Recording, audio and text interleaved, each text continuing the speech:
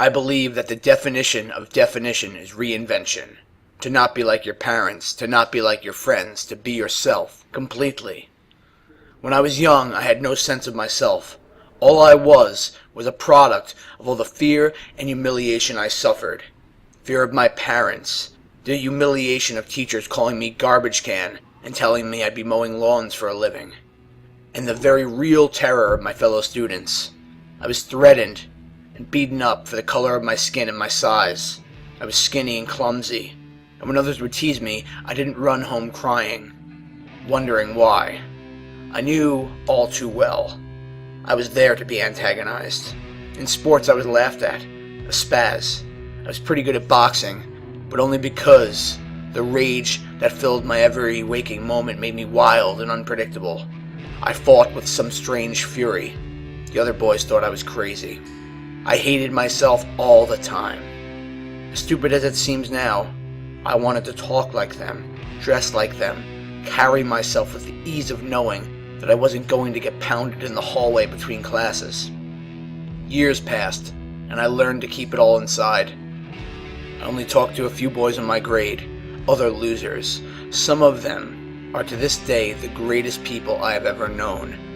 Hang out with a guy who has had his head flushed down a toilet a few times. Treat him with respect, and you'll find a faithful friend forever.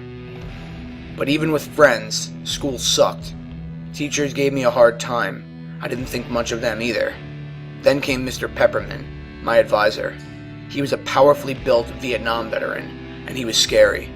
No one ever talked out of turn in his class. Once one kid did, and Mr. P lifted him up off the ground and pinned him to the blackboard. Mr. P could see that I was in bad shape, and one Friday in October, he asked me if I had ever worked out with weights. I told him no. He told me that I was going to take some of the money that I had saved and buy a 100-pound set of weights at Sears. As I left his office, I started to think the things I would say to him on Monday when he asked me about the weights that I was not going to buy. Still, it made me feel special. My father never really got that close to caring. On Saturday, I bought the weights, but I couldn't even drag them to my mom's car. An attendant laughed at me as he put them on a dolly.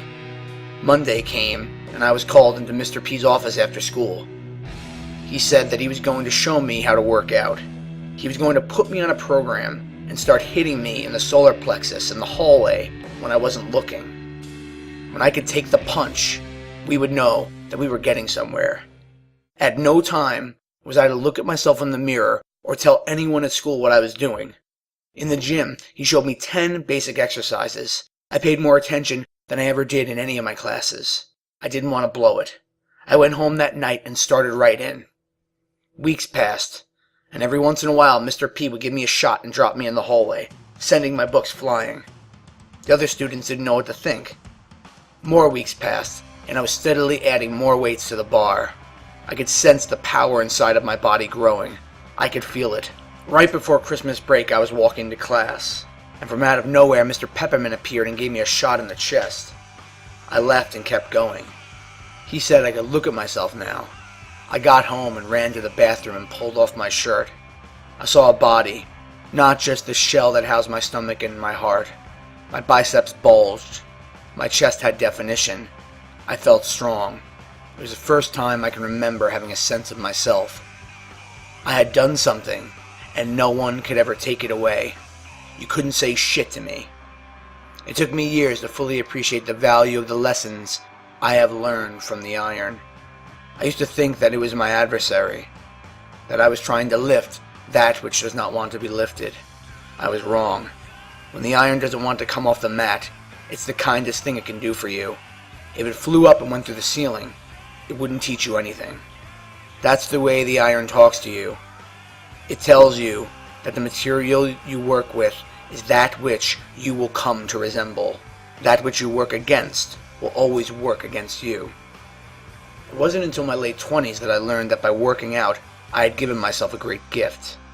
I learned that nothing good comes without work and a certain amount of pain. When I finish a set that leaves me shaking, I know more about myself. When something gets bad, I know it can't be as bad as that workout. I used to fight the pain. But recently this became clear to me. Pain is not my enemy. It is my call to greatness. But when dealing with the iron, one must be careful to interpret the pain correctly. Most injuries involving the iron come from ego. I once spent a few weeks lifting weight that my body wasn't ready for and spent a few months not picking up anything heavier than a fork. Try to lift what you're not prepared to, and the iron will teach you a little lesson in restraint and self-control. I have never met a truly strong person who didn't have self-respect. I think a lot of inwardly and outwardly directed contempt passes itself off as self-respect. The idea of raising yourself by stepping on someone's shoulders instead of doing it yourself. When I see guys working out for cosmetic reasons, I see vanity exposing them in the worst way as cartoon characters, billboards for imbalance and insecurity. Strength reveals itself through character. It is the difference between bouncers who get off strong-arming people and Mr. Peppermint. Muscle mass does not always equal strength. Strength is kindness and sensitivity. Strength is understanding that your power is both physical and emotional, that it comes from the body and the mind and the heart. Yukio Mishima said that he could not entertain the idea of romance if he was not strong. Romance is such a strong and overwhelming passion, a weakened body cannot sustain it for long. I have some of my most romantic thoughts when I am with the iron. Once I was in love with a woman. I thought about her the most when the pain from a workout was racing through my body. Everything in me wanted her. So much so that sex was only a fraction of my total desire. It was the single most intense love I have ever felt.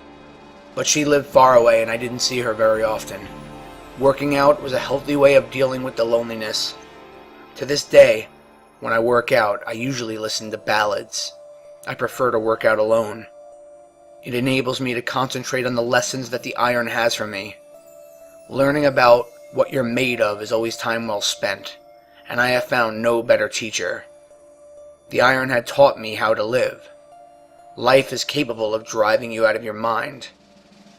The way it all comes down these days, it's some kind of miracle if you're not insane. People have become separated from their bodies. They are no longer whole. I see them move from their offices to their cars and on to their suburban homes. They stress out constantly. They lose sleep. They eat badly. And they behave badly. Their egos run wild. They become motivated by that which will eventually give them a massive stroke. They need the iron mind.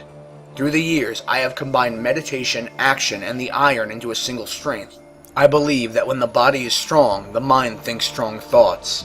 Time spent away from the iron makes my mind degenerate. I wallow in a thick depression. My body shuts down my mind. The iron is the best antidepressant I have ever found. There is no better way to fight weakness than with strength. Once the body and mind have been awakened to their true potential, it's impossible to turn back. The iron never lies to you. You can walk outside and listen to all kinds of talk. Get told that you're a god or a total bastard. The iron will always kick you to the real deal. The iron is the great reference point, the all-knowing perspective giver. Always there like a beacon in the pitch black. I have found the iron to be my greatest friend. It never freaks out on me, never runs. Friends may come and go, but the 200 pounds is always 200 pounds.